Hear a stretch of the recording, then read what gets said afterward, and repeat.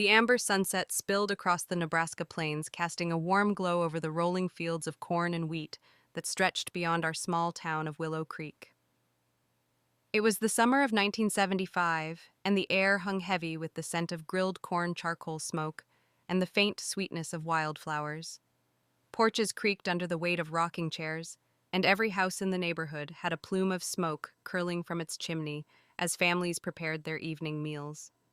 I stood in our backyard, my sneakers sinking into the soft earth, watching my dad, Tom Carter, scrub dried mud off his shovel with a rag. His flannel shirt was rolled up to his elbows, and he chuckled as he worked his voice carrying over the hum of cicadas. "Sweetheart, my shirt's got a tear again," he said, glancing at me with a grin that crinkled the corners of his eyes. "Can you mend it for me later? Your mom's gonna have my hide if I ruin another one."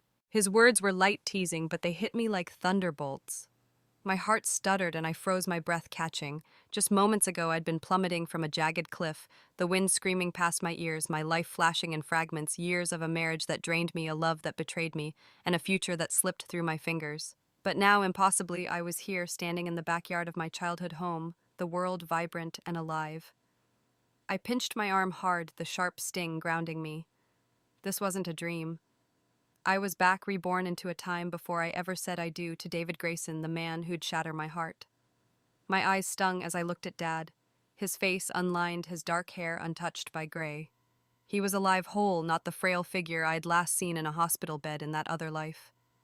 A strange warmth pulsed in my chest, like a whisper from the universe itself telling me this was no accident. It was a gift, a cosmic second chance to rewrite my story, to choose a path where I wouldn't lose myself. My nose tingled, but I fought the urge to cry, forcing my voice to stay light. "No big deal, Dad," I said, flashing a shaky smile. "I'll fix it right now. Can't have Mom chasing you with a rolling pin." Dad laughed, a deep, hearty sound that made my chest ache with love. "That's my Emma," he said, ruffling my hair and always keeping me out of trouble. I turned toward the house, my steps quickening, eager to see Mom's sharp-tongued, proud face, the woman who'd raised me to be tough, but never stopped fussing over me. The porch steps creaked under my weight, and I paused, glancing back at Dad. He whistled now, scraping the last mud from his shovel, oblivious to the miracle before him. I wanted to run back and hug him, to tell him everything, how I'd lived without him and lost so much. But I didn't. Instead, I pushed open the screen door, the familiar squeak anchoring me to this moment. Inside, the kitchen smelled of baking cornbread and simmering beans, Mom's signature supper. I could hear her humming an old hymn, her voice low and steady. My heart swelled, but that strange warmth pulsed again, stronger now, like a voice in my mind. "This is your chance, Emma. Please don't waste it." I didn't know why or how I'd been given this rebirth. Maybe it was fate. Perhaps some higher power had seen my suffering and offered me a do-over. All I knew was that I wouldn't repeat the mistakes of my past life. I wouldn't marry David Grayson. I wouldn't let his quiet charm and hidden betrayals define me. This time I'd live for myself. I grabbed Mom's sewing kit from the living room and glanced out the window at the fading sunset. The sky was a canvas of hope, and I felt a spark of determination ignite. I'd make this life different, better. And maybe, just maybe, I could share this story with others, those who'd felt trapped, who'd dreamed of a second chance. It'd be worth it if I could inspire even one person to seize their own path. Speaking of sharing stories, if you're moved by tales of redemption, like this one, don't forget to like, comment, and subscribe to our channel. Your support helps us bring more stories like mine to light, stories of breaking free and starting anew. I smiled to myself, threading a needle. This was my story now, and I was ready to stitch it together, one careful choice at a time. The screen door banged shut behind me as I stepped back into the yard, Mom's sewing kit tucked under my arm. The Nebraska evening was cooling, the amber glow of sunset giving way to a soft purple dusk. Dad was still at his shovel now, leaning against it, wiping his brow with a rag. The cicada's song had softened, replaced by the distant hum of a neighbor's radio. I was about to call out to Dad when the wooden gate at the edge of our yard creaked open and David Grayson stepped through. My breath caught the sewing kit, nearly slipping from my hands. At 20, he was lean and tall, his flannel shirt faded but neatly pressed. His dark jeans patched at the knees from long days in the fields. His dark hair fell slightly over his eyes, and his handsome face carried a boyish charm that hid the man he'd become at 30. The man who'd break my heart with a secret love that lingered across 2 lifetimes. I stared memories of our past life crashing over me like a storm, and the late night scraping by in a cramped Omaha apartment sharing a single bowl of watery soup. The years of building a business together only to find a locked drawer stuffed with letters from another woman. My chest tightened, but I forced my expression to stay neutral. "Hey, David," I said, my voice cool, my eyes sliding away from his. He paused, his hands shoved into his pockets, sensing the shift in my demeanor. In my past life, I'd greeted him with warmth, drawn to his quiet strength, and the way he carried himself with cautious dignity. But now, knowing what lay ahead, his betrayal, his obsession with Sarah Linden, I couldn't muster even a flicker of that old affection. David shifted uncomfortably, his boots scuffing the dirt. "Evening, Emma," he said softly, his voice carrying that familiar low timbre that once made my heart flutter. Not anymore. I turned to Dad, pretending to focus on the tear in his shirt, but my mind was racing. David's family, the Graysons, had a history with ours. Back in the Great Depression, his grandmother gave Dad a crust of bread when he was near starvation, a small act that kept him alive. Years later, the Graysons fell on hard times, labeled as radicals after a local political scandal. David's parents died and his mother vanished, leaving him alone, the town's scapegoat. Now a respected farmer, Dad took David under his wing, offering him odd jobs and a seat at our table. Emma, Dad would say, his voice earnest, "Don't judge David by his family's fall. He's got grit, the kind of man who repays kindness tenfold." In my past life, those words had swayed me. I'd seen David's potential, his cautious boldness, and fallen for it. I'd welcomed him into our home, shared cornbread and stories, and eventually my heart. But now those memories were tainted by the truth I'd uncovered years later, his secret devotion to Sarah Linden, a city girl who'd come to Willow Creek as part of a summer work program. I'd found her letters in his study, each one signed, my princess his, replies dripping with affection. The betrayal had gutted me, unraveling 15 years of marriage. Standing in this reborn moment, I vowed to protect myself from that pain. Dad glanced between us, sensing the tension. "Everything okay, Emma?" he asked, his brow furrowing. I nodded, keeping my voice steady. "Just gonna fix your shirt, Dad." I moved toward the porch, but David's presence lingered like a shadow. He'd come dressed with care, his faded flannel tucked in his boots, polished despite the dust. His effort stood out in a town where clothes were often torn or caked with field dirt. He'd always been meticulous, even as a young man, and I remembered how that attention to detail had once charmed me. Now it only reminded me of the brooch he'd worn in our past life, a feminine trinket pinned to his suit, a gift from Sarah that screamed his divided heart. As I reached the porch, I glanced back. David stood by the gate, his hands still in his pockets, watching me with confusion and hope. My heart twisted not with love, but with the weight of what could have been. I knew what today was, the day we were supposed to get engaged, the day I'd once chosen him without hesitation. But this time I'd choose differently. The universe had given me this second chance, a pulse of cosmic mercy that brought me back to this moment. I didn't know why, maybe it was a glitch in time, a divine intervention, but I wouldn't waste it. David Grayson would not define my future. I turned away, stepping into the house, ready to stitch together a new life where I'd never again be the fool who loved him. The Nebraska dusk deepened, the purple sky over Willow Creek speckled with the first faint stars. The air carried the earthy scent of turned soil and the lingering warmth of grilled corn from our neighbors' porches. I stood on our back porch, Mom's sewing kit still tucked under my arm, the needle and thread untouched. Dad leaned against his shovel in the yard, wiping his brow, his flannel shirt flapping in the gentle breeze. David Grayson stood by the gate, his faded flannel tucked neatly into patched jeans, his dark eyes flickering with uncertainty. The moment felt heavy, charged with a history only I knew, a life where I'd given everything to David, only to lose myself to his betrayal. My heart thudded, but the strange warmth in my chest, that cosmic pulse from my rebirth, urged me forward. This was my chance to rewrite my story, to break free from the chains of a marriage that had drained me. Dad's voice cut through the silence, his tone cautious but warm. "Emma, you didn't forget what today is, did you?" His eyes searched mine, a mix of hope and confusion. I swallowed hard, the weight of his question pressing against me. Today was the day I was supposed to get engaged to David. In my past life, I'd chosen him, eagerly captivated by his quiet intensity, the way he'd lower his gaze and speak softly, tugging at my heart. I'd seen a future in his careful hands, scarred from farm work and his cautious ambition. But now those memories were tainted by the truth I'd uncovered years later. His secret devotion to Sarah Linden, the city girl who'd claimed his heart while I poured mine into our shared struggles. The pulse in my chest thrummed, a reminder of the universe's gift, a second chance to choose myself. No, Dad. I said, my voice steady but cold. I'm not marrying him.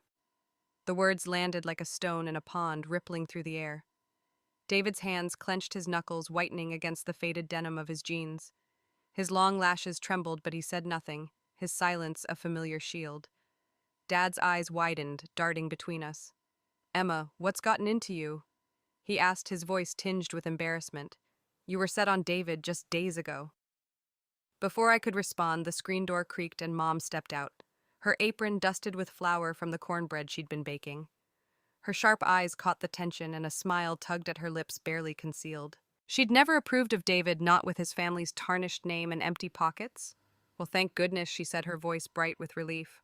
I told you, Emma, a boy like that brings nothing but trouble. David's shoulders stiffened, but he nodded at Dad, his voice low. I understand, Mr. Carter. I'll head out. His boots scuffed the dirt as he turned toward the gate, his head bowed. The sight stirred a pang of guilt in me, but I pushed it down. I remembered too well the years of silence in our marriage, the way he'd drift into his own world, leaving me alone even when we sat across from each other. I remembered the locked drawer in his study stuffed with Sarah's letters, each a dagger to my trust. Dad, ever the peacemaker, called after him. Don't mind her, David. You're welcome here anytime.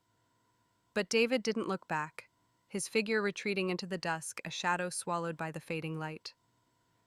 Mom patted my shoulder, her smile widening. You dodged a bullet, Emma. A boy with no prospects. You'd have suffered. Her words echoed her warnings from my past life, warnings I'd ignored in my blind love for David. Now they rang true, bolstered by the pain I'd carried across lifetimes. I forced a smile, clutching the sewing kit tighter. I know, Mom. But Dad's gaze lingered on me, his brow furrowed. Sweetheart, what changed? You were so sure about him. His concern softened my resolve, and I felt the weight of my secret, this rebirth, this cosmic gift that let me see the future I'd escaped. I couldn't tell him the truth, not without sounding unhinged. Instead, I stepped closer, resting a hand on his arm. I just had a bad dream, Dad. A life where I lost too much. I'm choosing differently this time. He studied me, his eyes sharp despite his gentle nature. Suppose you're sure, Emma. But if that boy did something, you tell me and I'll set him straight. His protective tone warmed me, grounding me in this moment. The pulse in my chest thrummed again, a quiet assurance that I was on the right path. Mom huffed, hands on her hips. Let's not dwell on it, Tom. She's made the wise choice. Now, Emma, please help me with supper. I followed her into the kitchen, the scent of beans and cornbread wrapping around me like a hug. I glanced out the window as I set the sewing kit on the counter. The gate stood empty, David gone. A weight lifted from my shoulders, and for the first time I felt the freedom of a life unburdened by his shadow. This was my story now, and I'd write it with my own hand. The kitchen was warm, the air thick with the aroma of Mom's cornbread cooling on the counter and beans simmering on the stove. The Nebraska night settled over Willow Creek, the stars bright against a velvet sky. I stood at the sink, washing dishes, the rhythmic clink of plates grounding me after the shock of breaking my engagement to David Grayson. Mom hummed an old hymn as she wiped down the table, her mood lighter than it had been in days. My refusal to marry David had lifted a weight from her, too. She'd always seen his family's tarnished name as a burden I'd carry. But my mind was elsewhere, tangled in memories of a past life, a marriage that crumbled under the weight of David's secret love for Sarah Linden. The cosmic pulse that had greeted my rebirth thrummed faintly, a reminder of the second chance I'd been given, though its origins remained a mystery, a glitch in time, a gift from some unseen force. As I scrubbed a pot, my thoughts drifted to Sarah, the city girl coming to Willow Creek as part of a summer work program for urban youth. In my past life, she'd been a shadow over my marriage, her delicate charm and coy smiles weaving a spell over David. After years of building a business together in Omaha, I'd discovered their connection too late. We'd clawed out of poverty, sharing watery soup in a damp apartment, laughing through rashes and exhaustion. But success brought distance, and one day David announced he wanted to fund Sarah's family despite their shady dealings. I'd snapped, demanding to know why. His answer was vague, but the truth lay in a locked drawer in his study, a trove of letters and trinkets from Sarah signed my princess. His replies were tender, indulgent, a side of him I'd never seen. The betrayal had shattered me, unraveling 15 years of sacrifice. Now reborn, I saw her for what she was, a memory I'd never let haunt me again. I glanced out the kitchen window where the fields stretched dark and quiet. Sarah was already here among the city kids sent to work on our farms. I'd seen her earlier that day, her fair skin flushed from the heat, fanning herself as she laughed with a group of boys. She'd singled out David, offering him snacks from her care packages, candy bars, and dried fruit her wealthy family sent monthly. Her doll-like features and soft voice drew eyes, but I saw the calculation behind her smile. In my past life, she'd collapsed in David's arms during a rainstorm, her white dress clinging to her, sparking his devotion. Now she was playing the same game, and the town was starting to notice. Whispers followed her, some admired her charm, others called her forward for clinging to David in the fields. I didn't care. My heart was set on a new path where Sarah Linden held no power over me. The screen door creaked, and Dad stepped inside his shovel propped against the porch. "Emma, you all right?" he asked, his voice soft but probing. He'd been quiet since David left, his earlier confusion lingering. I nodded, drying my hands on a dish towel. "I'm fine, Dad. Just thinking." He leaned against the counter, studying me. "You sure about turning David down? I know he's got a rough past, but he's a good kid. Got the makings of something big." His faith in David stung, a reminder of how I'd once shared it. Dad's words had swayed me in my past life, painting David as a diamond in the rough. Now I knew better. "I'm sure," I said firmly. "I need to focus on myself, Dad, not some boy." He raised an eyebrow, but nodded, respecting my resolve. Mom snorted, tossing her rag onto the table. "Good riddance. A boy with no money and a name like Grayson's." "You'd have been miserable, Emma." Her bluntness made me smile, but also stirred a flicker of guilt. David wasn't a villain, not yet. At 20, he was just a young man carrying the weight of his family's shame, trying to prove himself. I remembered his scarred hands, the way he'd work until dusk to repay Dad's kindness. But I also remembered the silence of our marriage, how he'd shut me out, and the brooch he'd worn, a feminine trinket from Sarah, pinned proudly to his suit. That image burned in my mind, fueling my determination. The cosmic pulse thrummed again, softer now, as if affirming my choice. I didn't know why I'd been reborn. Perhaps a higher power had seen my pain, or time had fractured, but I wouldn't waste this chance. As I stacked the clean dishes, I heard footsteps outside, followed by laughter. Through the window, I saw a group of city kids passing by, Sarah among them, her arm looped through David's.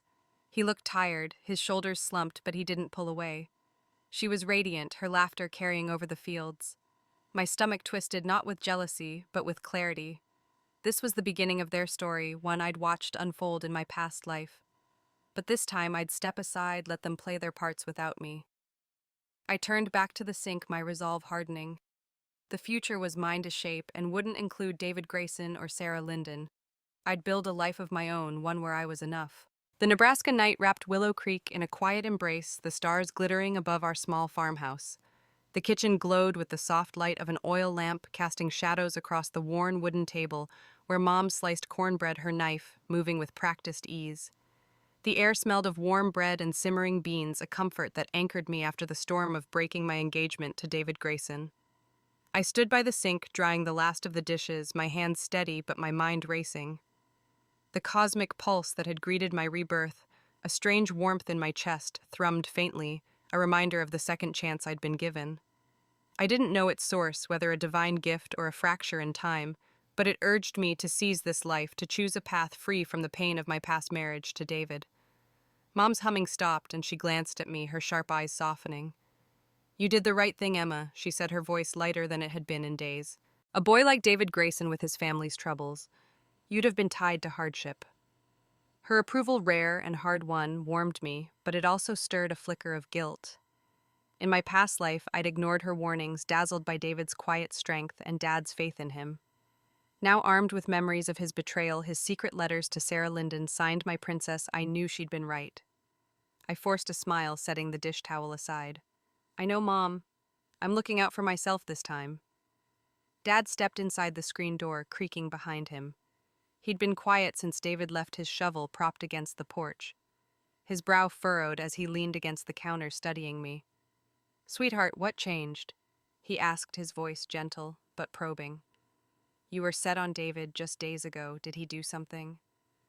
His concern tugged at my heart, a reminder of the father who'd always stood by me, even in that other life when grief and distance had kept us apart. I couldn't tell him the truth about my rebirth, about the years of silence and betrayal, in a marriage that hadn't yet happened. Instead, I stepped closer, resting a hand on his arm. I had a dream, Dad, I said, my voice steady, a life where I gave everything and lost myself. I'm choosing differently now. His eyes searched mine, sharp despite his gentle nature. Suppose you're sure, Emma, but if that boy hurt you, you tell me and I'll set him straight. His protective tone made me smile, easing the weight of my secret. The cosmic pulse thrummed again, affirming my choice. Mom huffed, hands on her hips. Let's not dwell on it, Tom. She's made the smart call. Now Emma set the table. I nodded, grabbing plates from the cupboard, but my mind lingered on the freedom I felt. Breaking the engagement had been like shedding a heavy coat, leaving me light and unburdened. I wasn't just escaping David, I was reclaiming myself, building a life where I'd never again be defined by someone else's choices. As we sat down to supper, the cornbread steaming and the beans rich with molasses, I felt a peace I hadn't known in years. Mom and Dad bickered playfully, her teasing him about his torn shirt, him grinning as he stole a piece of her cornbread. Their love, steadfast and straightforward, grounded me. Later, after the dishes were cleared, I stepped onto the porch, the night air cool against my skin. The stars stretched endlessly above, and I let myself dream of a future unbound by David's shadow. In my past life, I'd poured everything into our marriage, enduring poverty and silence, only to find his heart elsewhere. Now I'd live for myself, work, build, maybe even leave Willow Creek for something bigger. The pulse in my chest warmed as if the universe nodded in approval. I leaned against the porch railing, my thoughts drifting to the moment I'd woken in this time.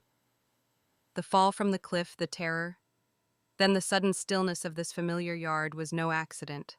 The pulse had come with a whisper, not in words, but in feeling. This is your chance, Emma. I didn't know why I'd been chosen, whether fate or some cosmic mercy, but I felt its purpose. I'd been given a new canvas and painted it with my own colors. As I gazed at the stars, I made a silent vow, no more compromises, and sacrificing my dreams for a man who'd never truly see me. The night stretched before me, vast and full of possibility, and for the first time I felt ready to claim it all. The Nebraska summer rolled on, the days long and heavy with heat that clung to Willow Creek like a second skin. The fields buzzed with the chatter of cicadas and the rustle of corn stalks, while the town hummed with the rhythm of farm work. I spent my mornings helping Mom with chores and my afternoons in the fields, my hands calloused from pulling weeds and hauling buckets. The cosmic pulse that marked my rebirth, a warm, insistent thrum in my chest, reminded me daily of my second chance, though its origins remained a mystery. Was it a divine gift, a glitch in the fabric of time, or something else entirely I didn't know, but it fueled my resolve to forge a new path free from the shadow of David Grayson and the pain of his betrayal in my past life. In the weeks since I'd broken our engagement, the town had taken notice of Sarah Linden's growing closeness to David. Sarah, a city girl sent to Willow Creek as part of a summer work program for urban youth, was impossible to miss. Her fair skin glowed under the sun, her dark hair tied back with a ribbon, and her laughter carried across the fields like a bell. She'd arrived with a group of city kids, all out of place in our dusty town, but Sarah stood out, delicate, charming, and quick to draw attention. She'd zeroed in on David, offering him candy bars and dried fruit from the care packages her wealthy family sent from Chicago. I'd seen her at the edge of the fields, her soft voice coaxing a rare smile from him as she handed him a shiny apple, her fingers brushing his. The town buzzed with talk of their bond. Some admired Sarah's city charm, calling her fresh air. Others whispered she was too forward, clinging to David during breaks while he worked himself ragged. I kept my distance, watching from the sidelines as I hoed rows of beans or carried water for Dad. In my past life, Sarah had been David's princess, her letters filling a locked drawer in his study, each a testament to a love he'd hidden from me. I'd found them after years of marriage, after we'd built a business through sweat and sacrifice, only to learn his heart had always been elsewhere. Now reborn, I saw her for what she was, a calculated player in a game I'd already won by walking away. One afternoon, as I hauled a bucket of water to the barn, I saw them by the stream that cut through the fields. Sarah sat on a rock, her sundress fluttering in the breeze, while David knelt nearby, washing mud from his boots. She leaned close, her voice sweet, as she offered him a biscuit from her latest package. David, you work too hard, she said, her tone teasing but deliberate. He glanced up, his ears reddening, and mumbled something I couldn't hear. His usual stoic demeanor softened, replaced by a shy smile I remembered from our early days. My stomach twisted, not with jealousy, but with a bitter clarity. In my past life, she'd collapsed in his arms during a rainstorm, her delicate frame sparking a devotion that lasted years. Now she was laying the same trap, and he was falling for it. I turned away, focusing on the bucket in my hands, the water sloshing against the sides. The town's whispers followed me. Some said David had hit the jackpot, catching a city girl's eye despite his family's shame. Others called Sarah shameless, hanging out with a boy with no prospects. I didn't care. Their story was theirs to play out, and I wanted no part. The cosmic pulse thrummed, urging me to stay focused on my own path. I'd seen what happened when I tied my life to David's years of silence, a marriage that left me hollow, and a betrayal that broke me. This time, I'd build something for myself, something no one could take away. As I reached the barn, Dad called out from the porch, his voice cutting through my thoughts. "Emma, need a hand." He strode over his flannel shirt, patched from my sewing, his smile warm. I shook my head, setting the bucket down. "I'm good, Dad. Just thinking about what's next." He raised an eyebrow, leaning against the barn door. "You've been different since you turned David down. Stronger." His words caught me off guard, and I felt a swell of pride. In this life, I was already changing, stepping into a version of myself I'd never had the chance to meet in my past. I smiled, genuine and light. "I'm figuring it out, Dad, but I'm not going back." He nodded, clapping my shoulder. "That's my girl." As we walked back to the house, the fields stretching dark and quiet around us, I felt the pulse again, a calm promise that my future was mine to shape, and I'd make it brighter than any star in the Nebraska sky. The Nebraska sun dipped low over Willow Creek, painting the cornfields in hues of gold and crimson. The late summer air was thick with the scent of hay, and the faint hum of crickets, a familiar symphony that wrapped our small town in a sense of timeless routine. I stood on the porch of our farmhouse, sweeping dust from the weathered boards, my hands moving mechanically while my mind buzzed with purpose. The cosmic pulse that had marked my rebirth, a warm, insistent thrum in my chest, flickered softly, a constant reminder of the second chance I'd been granted. I still didn't understand its source, whether a divine hand or a cosmic glitch, but it fueled my determination to forge a new path free from the shadow of David Grayson and the heartbreak of his betrayal in my past life. Breaking our engagement had been my first step, a declaration of independence that left me feeling lighter, ready to claim a future. As I swept, the crunch of gravel under boots drew my attention. A familiar figure strode up the dirt road, a sack slung over his shoulder, his grin wide enough to light the dusk. My brother Jack was back from the county, his dark hair tousled and his flannel shirt untucked as if he'd just rolled out of a barroom brawl and won. "Emma," he called, waving with his free hand. "Miss me?" I dropped the broom and ran to meet him, my heart lifting at his easy smile. Jack had always been my anchor, the one who'd tease me mercilessly but fight anyone who dared hurt me. In my past life, we'd drifted apart after I married David, our visits rare and strained by distance. Now reborn, I vowed to hold him close. I teased about the time you showed up eyeing the sack he carried. "What's in there?" "Anything good." He snorted, raising an eyebrow. "Not unless you say something nice first. No sweet talk, no snacks." I laughed, circling him like a hungry fox, and he swatted at me playfully. As we bickered, he dropped the sack and pulled me into a quick hug, ruffling my hair. "Got some news," he said, his tone turning serious. I pulled strings at the textile mill in Lincoln. "They're hiring women workers temporary, at first low pay for a couple of months." "You in?" My breath caught, excitement sparking through me. A job in Lincoln meant a way out of Willow Creek, a chance to build something of my own. "Absolutely, Jack," I said, my voice firm. "Thank you." His grin returned, but his eyes searched mine.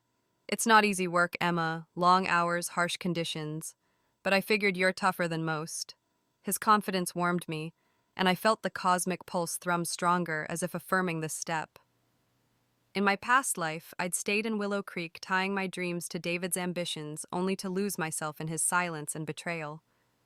Now the mill was a doorway to independence, a chance to stand alone. "I'm ready," I told him, meaning every word. Jack clapped my shoulder, his pride evident. "That's my sister. We'll head out in a few days. Gotta get you settled." We started toward the house, Jack lugging the sack while I grabbed my broom. As we passed the quarters where the city kids stayed part of the summer work program, laughter and voices spilled out. Sarah Linden stood by the fence, her arm looped through David's, her dark hair catching the last of the sunlight. Her eyes flicked to me, flashing with hostility, her grip tightening on David's arm. He looked tired, his shoulders slumped under the weight of extra tasks he'd taken on to help her earn work points. Sarah's calculated charm had won his heart in my past life, her delicate collapse in a rainstorm sparking a devotion that haunted our marriage. Now she was playing the same game and David was falling for it, his ears reddening as she leaned closer. Jack raised an eyebrow, nudging me. "They are a thing now, city girl and the Grayson kid." His tone was curious, oblivious to my history with David. I shrugged, keeping my voice light. "Let them be. Doesn't matter to me." But inside I felt a quiet triumph. Sarah's glare meant nothing. I was free of her shadow. Jack snorted, shaking his head. "Poor guy's working himself to death for her. Hope it's worth it." I smirked, saying nothing. The pulse in my chest thrummed a quiet cheer for my chosen path. As we reached the porch, Mom called us in for supper, her voice warm with the promise of cornbread and beans. I glanced back once, seeing Sarah cling to David, her smile forced. My future lay beyond them in Lincoln, where I'd build a life that was mine alone, unshackled by their drama. The Nebraska summer clung to Willow Creek, the air heavy with dust and the scent of ripening corn. The fields stretched endlessly under a blazing sun, and I moved through them with purpose, my hands calloused from days of hauling water and pulling weeds. The cosmic pulse that had greeted my rebirth, a warm, insistent thrum in my chest, beat steadily, a reminder of the second chance I'd been granted to rewrite my life. I didn't know its source, whether a divine gift or a tear in the fabric of time, but it urged me to stay focused, to build a future free from the pain of my past marriage to David Grayson. Breaking our engagement had been my first act of defiance, a step toward reclaiming myself from the silence and betrayal that had defined our years together. With Jack's offer of a job at the Lincoln textile mill, I saw a path forward, one I'd walk alone. As I worked in the fields, I noticed Ethan Miller, one of the city kids from the summer work program, watching me from across the rows. His eyes, sharp and cold, held a disdain that felt personal, though we'd barely spoken since he arrived in Willow Creek. He was good-looking, with a city polish that stood out among the dusty farmhands, but his spoiled demeanor and the way he leaned on others to do his work grated on me. Lately, he'd been hovering around David, offering help with tasks and laughing too loudly at his quiet remarks. The shift in his behavior felt calculated, and a suspicion stirred in me. The cosmic pulse thrummed, whispering a possibility I couldn't ignore. What if Ethan, like me, was reborn? What if he carried memories of another life where he knew David's future success and sought to align himself with it? The thought chilled me. My rebirth had come without explanation, just that pulse and a sense of purpose. But if others had been granted the same gift, it changed everything. I remembered Sarah Linden's behavior, her deliberate charm, the way she clung to David with a confidence that felt too knowing.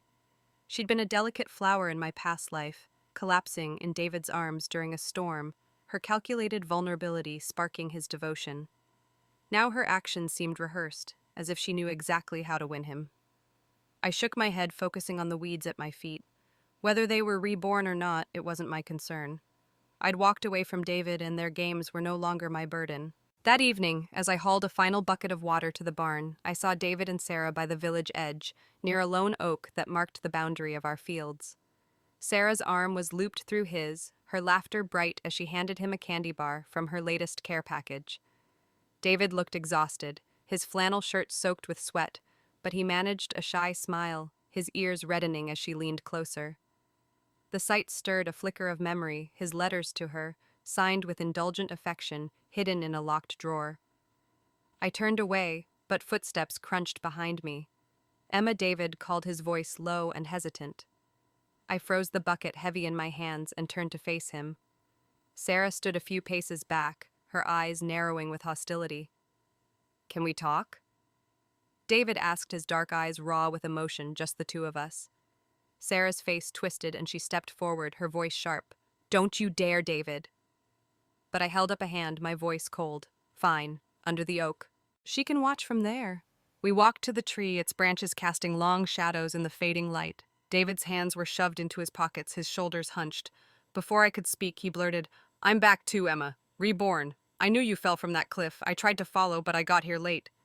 His voice broke, his eyes pleading. "We should be married by now." The cosmic pulse surged, confirming his words. He was reborn, carrying the same memories I did, but his confession only hardened my resolve. "We're not married, David," I said, my voice bitter. "And we never will be. You chose Sarah in that life, your princess. Live with it." His face crumpled, shame flickering in his eyes. "I was wrong, Emma. I was confused and ashamed of who I was back then. Please give me a chance." I laughed, sharp and cold. "A chance. After you poured our fortune into her family knowing they were crooked. After you shut me out for years, I stepped closer, my voice low. I gave you everything, David. And you gave me silence. This time I'm choosing me." He looked away, his hands trembling. "I'm sorry," he whispered. "I love you, Emma." But his words rang hollow, drowned by the memory of his betrayal. I turned, walking back to the barn, the pulse in my chest steady and sure. Sarah glared as I passed, but I ignored her. My future lay in Lincoln, in the mill, in a life I'd build with my hands. David's rebirth changed nothing. He was still the man who'd broken me, and I'd never let him near my heart again.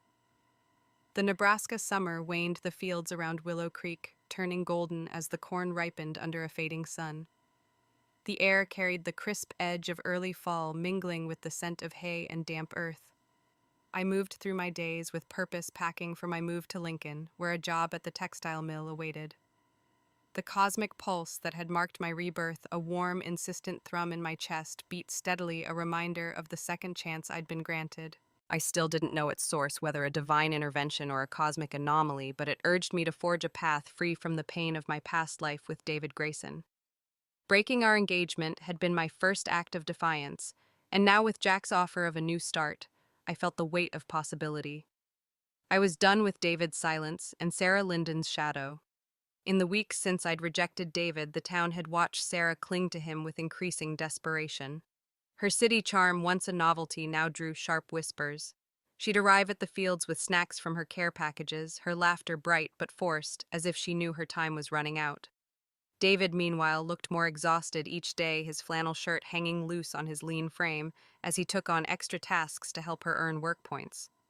In my past life, Sarah's calculated vulnerability, a staged collapse in a rainstorm, had sparked his devotion, leading to years of secret letters and a betrayal that broke me. Now reborn, I saw her playing the same game, but something had shifted. Once soft for her, David's eyes were guarded, his smiles rare. The change became clear one evening as I walked home from the fields, my boots kicking up dust along the dirt path. Word had spread that Sarah's wealthy Chicago family, tangled in a legal scandal, had cut her off. The care packages, candy bars, dried fruit, fancy soaps stopped arriving, leaving her without the props defining her charm. Forced to work the fields herself, she struggled, her delicate hands blistering under the weight of a hoe.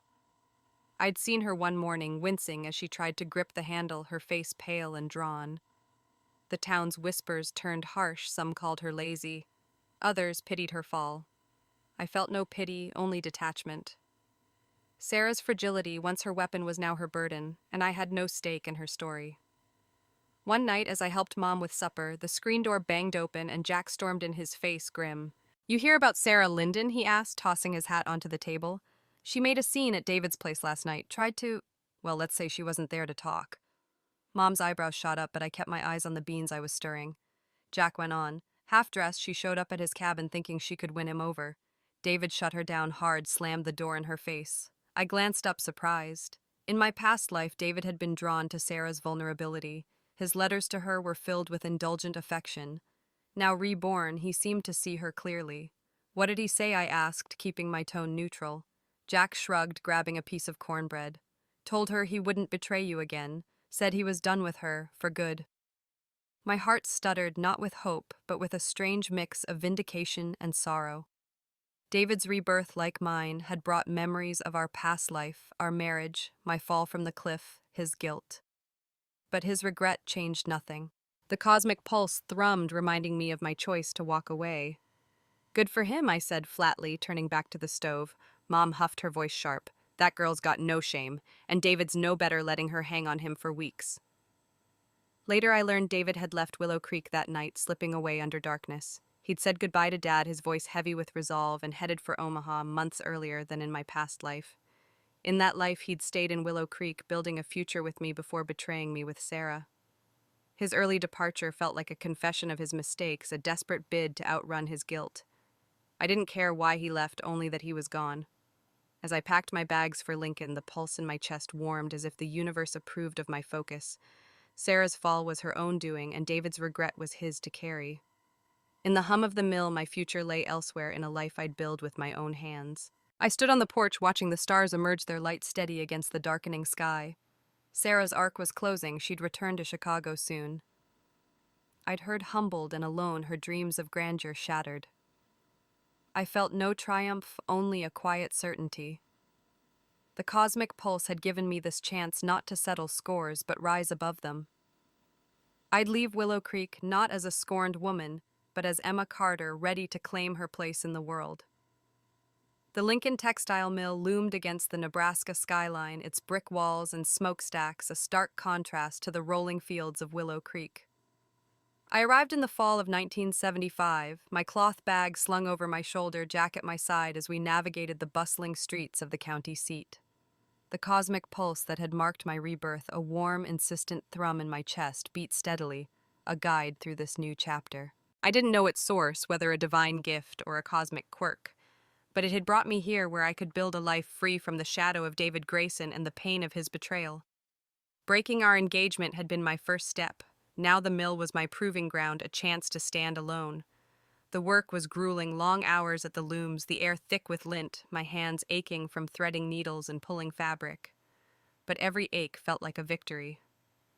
My first paycheck was a revelation handed to me in a crisp envelope. The money was earned by my hands, not tied to anyone else's dreams.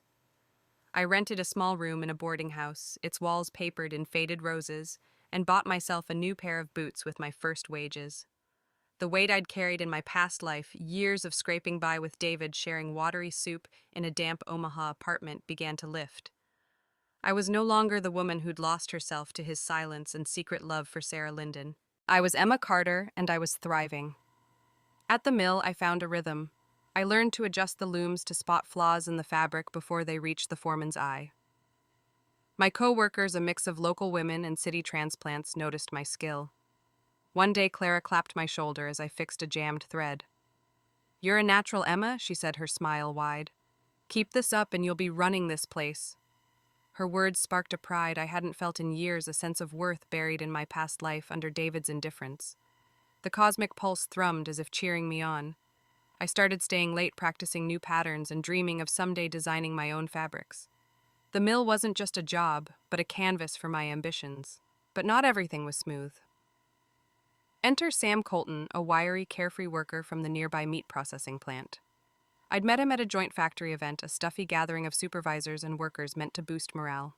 I'd gone reluctantly, planning to slip out early, when I spotted Sam slumped against a flower bed, pale and swaying, his lips cracked from dehydration. He'd been a drifter before landing at the plant, hopping trains across the Midwest, chasing work and trouble in equal measure. I'd given him a handful of candies from my pocket, steadying him until he came around. When he blinked awake, his hazel eyes wide, he'd mumbled, "Am I dead? Where'd this angel come from?" I'd glared, calling him a scoundrel, and walked away, worried someone might misread the moment. That should have ended it, but Sam had other ideas. He started showing up at the mill, his white button-up always missing a button, his hair a mess of curls.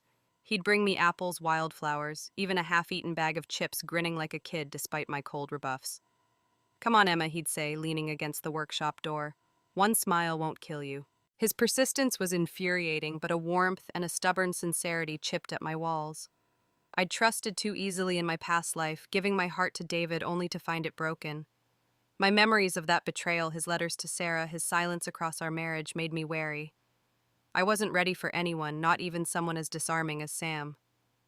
One evening as I left the mill, Sam was waiting outside, his hands stuffed in his pockets, a bouquet of daisies clutched awkwardly. "Emma." "I'm not a creep," he said, his voice softer than usual. I see you, you're tough, but there's something else there. Something big. I want to know that, Emma." His words caught me off guard. Stirring a flicker of warmth I quickly smothered. "You can't tell me, Sam," I said, crossing my arms. "And I'm not looking for anyone. My brother's at the lumber mill. Keep this up and I'll have him sort you out." He grinned, undeterred. "Let him try. I'm tougher than I look." I rolled my eyes, but as I walked away, the cosmic pulse thrummed a quiet nudge. Sam was a complication, but also a reminder that life could surprise me. At the mill, I was building more than fabric. I was building myself stitch by stitch into a woman who could stand alone. The future stretched before me, vast and uncharted, and I was ready to meet it no matter who tried to follow. The Nebraska autumn of 1977 painted Lincoln in shades of amber and rust, the textile mill's smokestacks rising against a crisp, cloudless sky. I'd been at the mill for 2 years, my hands now steady on the looms, my skill earning nods from the foreman and whispers of promotion from my coworkers. The cosmic pulse that had marked my rebirth, a warm, insistent thrum in my chest, beat steadily, a guide through this new life I'd carved out. I didn't know its source, whether a divine gift or a tear in time's fabric, but it had led me here to a place where I was no longer defined by David Grayson's silence or his betrayal of Sarah Linden. My room in the boarding house with its faded rose wallpaper was filled with small victories, a new dress I'd sewn a savings jar growing heavier each month, and sketches of fabric designs I dreamed of creating. The mill had given me more than a job. It had given me myself. But the past has a way of creeping back. One crisp evening as I left the mill, my boots clicking on the cobblestone path, a sleek black car idled across the street. My heart stuttered as David Grayson stepped out, his tall frame, clad in a tailored coat, his dark hair neatly combed. He'd changed. Gone was the lean, dusty farm boy of Willow Creek, replaced by a man polished by success. I knew from whispers that he'd built a clothing store and a diner in Omaha, leveraging his reborn memories to dodge the missteps of our past life. He'd left Willow Creek 2 years ago, fleeing his guilt over Sarah and me, and now he was here, his eyes fixed on me with a mix of hope and fear. "Emma," he said, his voice low, almost lost in the hum of the city. "It's been a long time." I stopped my bag slung over my shoulder and met his gaze. His face was older, etched with lines of ambition and regret, but it stirred nothing in me but a cold clarity. The cosmic pulse thrummed, urging me to stand firm. "What do you want, David?" I asked, my tone flat. He took a step closer, his hands fidgeting at his sides. "I worked for you, Emma. These past 2 years I built everything stores a diner a life. I wanted it to be perfect so you wouldn't have to suffer like before." His voice cracked, pleading. "I know I hurt you. I know it's hard to forgive. But I'm asking for a chance, just one, for all the years we shared." His words hit like a gust of wind, stirring memories of our past life nights in a damp Omaha apartment, sharing watery soup, laughing through rashes and exhaustion. We'd built a business together, clawing our way to success, only for him to pour our fortune into Sarah's crooked family, his heart tethered to her letters signed "My Princess." The betrayal had gutted me, leaving me hollow. Now his apology felt like too little too late. I crossed my arms, my voice icy. "You loved Sarah, David. You chose her even when we had nothing. And you shut me out, always silent, like I wasn't there. Why should I trust you now?" He dropped his head, his shoulders slumping. "I was wrong," he whispered. "I was confused and ashamed of who I was in Willow Creek. Sarah, she reminded me of a time I wanted to escape. But it was you I loved, Emma. I'm so sorry." The cosmic pulse surged, a reminder of my own strength. I laughed, sharp and bitter. "Sorry, that doesn't erase 15 years of silence. And what's to stop another Sarah from coming along, another princess to pull you away?" I stepped closer, my voice low. "We were never equals, David. You were the boss. I was the worker. I lost myself to you, and I won't do it again." Before he could respond, a familiar whistle cut through the air. Sam Colton sauntered over, his white button-up, half-tucked, his curls a mess. He'd transferred to the mill a year ago, his persistence wearing down my defenses despite my wariness. Now he circled David, his hazel eyes glinting with challenge. "What's this, Emma? Some city boy in a fancy car thinks he can win you over," he said, smirking. "I can buy a car too, pal. Doesn't make you special." David stiffened, his jaw tight, but I rolled my eyes, annoyed at them. "You're both a pain," I snapped. "Leave me out of your games." Sam's face fell, his hand brushing the crisp shirt he'd worn to impress me. He muttered to David, "You're the reason she's mad, you know." I turned away, my boots crunching on the path. Later, alone in my room, I sat at my small desk, sketching a new fabric pattern, a bold swirl of blues and golds. The work grounded me, a reminder of the woman I was becoming. I thought of David's plea, his car, his polished coat. I'd have wavered in my past life, clinging to the years we'd endured together. But now the cosmic pulse thrummed, affirming my choice. I wasn't just rejecting David. I was embracing myself, my skill dreams, and right to a life unbound by his mistakes. Sam's persistence lingered in my mind, a spark I wasn't ready to explore, but it hinted at a future full of surprises. I smiled, my pencil moving with purpose. The mill had taught me resilience, and I was ready to build something extraordinary. The Lincoln train station bustled with the hum of travelers, the platform alive with the clatter of suitcases and the low whistle of an approaching train. It was the fall of 1977, and I stood with my cloth bag slung over my shoulder, my heart light with anticipation. Jack was nearby, his hands folded behind his head, humming cheerfully as we waited for our train to Omaha. The cosmic pulse that had marked my rebirth, a warm, insistent thrum in my chest, beat steadily, a beacon guiding me toward a future I'd chosen for myself. I didn't know why I'd been granted this second chance, whether by divine mercy or a cosmic fluke, but it had led me from the fields of Willow Creek to the textile mill in Lincoln, and now to a new city where I'd chase bigger dreams. Breaking my engagement to David Grayson was my first step. Thriving at the mill was my second. Now I was ready for the next. Omaha promised opportunity, a chance to work in a larger factory, maybe even start my own shop selling the fabric designs I'd sketched in my boarding house room. The mill had taught me more than weaving. It had shown me my strength, my worth. I'd earned praise from coworkers, saved enough to buy a new dress and boots, and dreamed of a future where I answered to no one but myself. The cosmic pulse thrummed, affirming my path. In my past life, I'd poured everything into David, enduring poverty and silence, only to find his heart tethered to Sarah Linden. Her letters signed, "My princess," had shattered me, revealing a betrayal I couldn't forgive. Now reborn, I'd walked away, and the freedom was exhilarating. As I adjusted my bag, a familiar figure appeared on the platform, his black coat striking against the gray concrete. David. My breath caught, but the pulse in my chest steadied me. He looked good, tall, well-built, the coat I'd once said suited him, hugging his frame like a second skin. He'd built a clothing store and diner in Omaha, using his reborn memories to avoid the pitfalls of our past life. Now he stood before me, his dark eyes heavy with regret. "Emma," he said, his voice soft, almost lost in the platform's din. "I'll wait for you," I sighed, patting his shoulder gently, a gesture of closure rather than warmth. "David, it's not just about you and Sarah. I regret losing myself to you, pouring my life into yours, only to end up empty. I want a life where I'm enough." His gaze dropped, his expression unreadable. "What if I'd never met her?" he asked, his voice hoarse. I shook my head, smiling with the peace I'd fought for. "Even then, we were wrong for each other. You were silent, David. We had nothing to share but struggle. I was your worker, not your equal.